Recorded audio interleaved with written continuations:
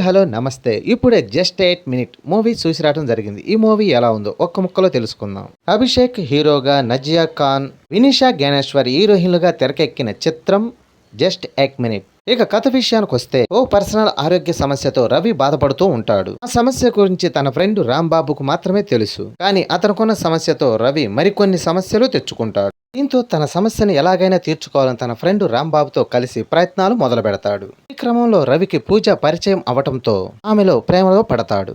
అసలు రవికున్న సమస్య ఏంటి? రవి సమస్య పూజకు చెప్పాడా?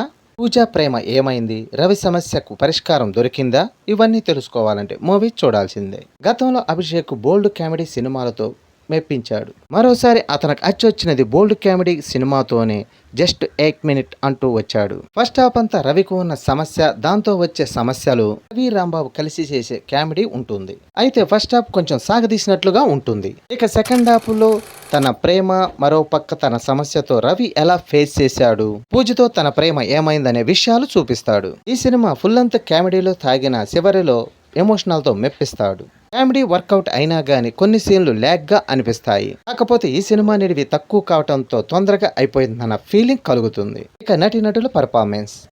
అభిషేక్ తన సమస్యను కామెడీగా చూపించి ప్రేక్షకులకి నవ్వు తెప్పించడంలో సక్సెస్ అయ్యాడనే చెప్పాలి. హీరోయిన్ నజియా ఖాన్ గ్లామర్ వరకే పరిమితమైంది. జబర్దస్త్ మని తన కామెడీతో నవ్వించాడు. ఇక మిగతా నటీనటులు పర్వాలేదనిపించారు. ఇక సాంకేతిక విభాగానికి వస్తే సినిమాటోగ్రఫీ, విజువల్స్ బాగానే ఉన్నాయి. కొన్ని బోల్డ్ డైలాగ్స్ బాగానే పేలాయి. కథా కథనాలు రెండు కొత్తగానే ఉన్నాయి. మొదటి సినిమాలోనే దర్శకుడు యశ్వంత్ సక్సెస్ అయ్యాడనే చెప్పాలి. ఇక బ్యాక్గ్రౌండ్ మ్యూజిక్ బాగుంది. చిన్న సినిమా అయినా నిర్మాణ విలువలు బాగున్నాయి. మొత్తానికి just 8 minute romantic comedy entertainer గా ప్రేక్షకుల్ని ఎంటర్టైన్ చేస్తుంది.